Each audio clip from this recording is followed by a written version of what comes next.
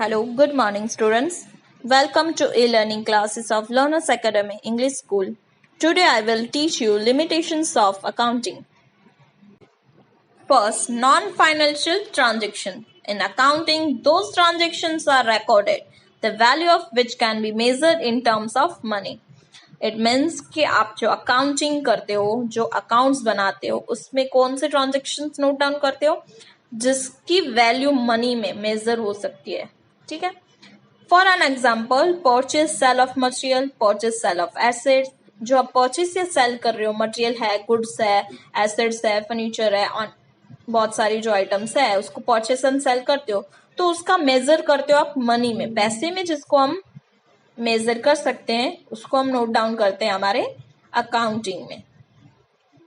The qualities like honesty, loyalty, commitment of employees working in the organizations play significant role for the development of business. These aspects are not considered in accounting.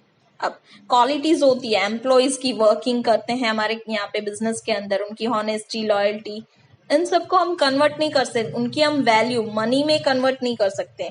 सो वो हमारे जो aspects हैं उसको हम consider नहीं करते हैं. तो कुछ कुछ लिमिट्स भी होती है बिजनेस के अंदर. कोई भी चीज है उसके दो पहलू होते हैं, मीन्स की positive and negative.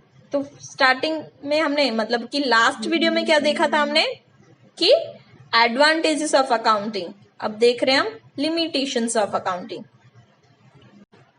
Second, stable value of money. Accounting assumes that the value of money is stable. Accounting क्या बोलता है कि आपकी जो मनी की वैल्यू है ना वो स्टेबल है, सेम रहती है. For an example, an assets was purchased before 5 years for ₹50,000. If replacement is required to be done, then in this case that value of money remains stable. आपने 5 years back means before 5 years आपने कोई assets purchase की है, उसकी value है 50,000.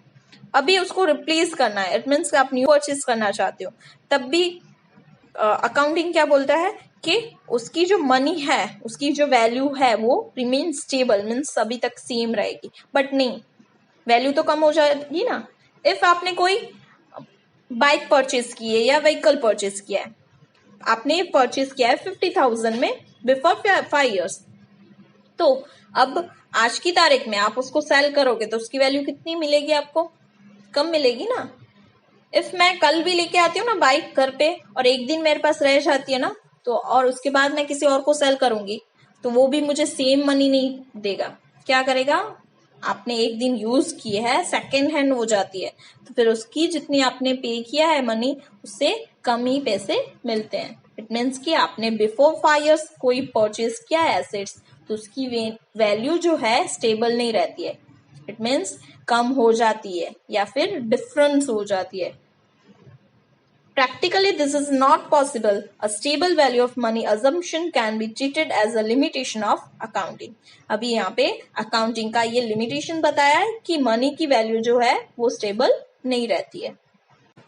Third, historical transactions event. In accounting, historical transaction or events are recorded. No correction are allowed in transaction for any mistakes, but still historical transactions and events are useful to take future decision. आपके जो historical means past में कोई transactions and events है उसको record किया जाता है. No correction are allowed in transaction. It means कि आपके वहां पे कुछ मिस्टेक्स हुई है तो उसको हम करेक्ट भी नहीं कर सकते, बट इन फ्यूचर उसमें भी आप यूजफुल रहता है कि फ्यूचर के अंदर आप उसका यूज तो कर ही सकते हो. Fourth, avoidance of market value. The value of assets keeps on changing. There market price keeps on changing. In accounting, market value is ignore and only actual cost based treatment are given. अभी account के अंदर क्या होता है, तो जो market value है उसको अवॉइड किया जाता है. इट मीन्स कि अभी जो कॉस्ट वैल्यू है उसको ही नोट डाउन किया जाता है. जो एसेट्स की वैल्यू है चेंज होती है, मार्केट प्राइस उसकी चेंज होती रहती है. अभी आपने लास्ट मंथ जो बाइक परचेस की है, अभी 1 ईयर के बाद या फिर नेक्स्ट मंथ में उसमें कुछ चेंजेस आता है, 200, 500, 1000, कुछ भी चेंजेस आ सकता है। इट मीन्स कि मार्केट वैल्यू उसकी चेंज होती रहती है। बट जो अकाउंटिंग हम करते हैं वो एक्चुअली हम कॉस्ट बेस पे करते हैं, तो वो हमारे लिए लिमिटेशंस है। Fifth, use of estimates in accounting. Items like bad debts reserves is determined on estimation. If estimates are mistakes oriented, it means wrong, it will be reflected in the accounts. But these kinds of estimates are done on the basis of past experience and logic. So possibility of mistakes remain the minimum. अभी यहाँ पे क्या होता है, एक और limitations क्या आ जाती है, तो हम जो बैड डेब्ट रिजर्व्स क्रिएट करते हैं ना, वो एस्टिमेशन पे करते हैं। इट मीन्स कि अपने अंदाज से लगाते हैं। तो हमारा जो अंदाज है, जो एस्टिमेट है, वो और रॉन्गली मीन्स कि मिस्टेक ओरिएंटेड भी हो सकता है, रॉन्ग भी हो सकता है। बट ये जो हमारा एस्टिमेट होता है, हम पास्ट ईयर को बेस लेके करते हैं। सो इट मीन्स कि उसका क्या डिपेंड हो सकता है कि इफ हमारे पास्ट में कोई एस्टिमेशन जो किया है वो रॉन्ग नहीं हुआ है, तो उसके चांसेस कम हो जाते हैं कि हमारा जो लास्ट ईयर अगर रिजर्व्स ज्यादा क्रिएट हो गया था या कम हुआ था, तो हम इस साल क्या करेंगे, ज्यादा हुआ था तो हम कम क्रिएट करेंगे और कम हुआ था तो ज्यादा क्रिएट कर देंगे।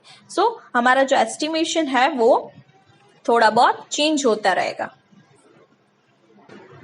Sixth, dual standards.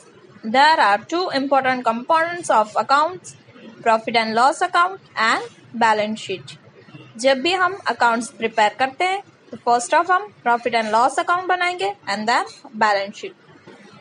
Profit and loss account which is known as a income statement, it is prepared on current prices while items of balance sheet are disclosed at the all price, historical price। अब देखो, जब हम profit and loss account बनाते हैं, it means कि वो क्या है, इनकम स्टेटमेंट। आप कितना इनकम करते हो और कितना एक्सपेंस करते हो। और profit and loss account prepare किस बेस पे होता है, तो करंट प्राइस पे। बट बैलेंस शीट जो बनाते हैं वो disclose means end of the year बनाते हैं। उसको कैसे प्रिपेयर करते हैं, तो ओल्ड प्राइस पे, हिस्टोरिकल प्राइस। इट मीन्स कि ड्यूल स्टैंडर्ड है। एक जो है PNL account, profit and loss account, उसमें करंट प्राइस चलती है और जो बैलेंस शीट है उसमें ओल्ड प्राइस चलती है। तो ये हमारी एक लिमिटेशंस है। ओके, सो आज हमने देखा लिमिटेशंस ऑफ अकाउंटिंग। ठीक है, थैंक यू।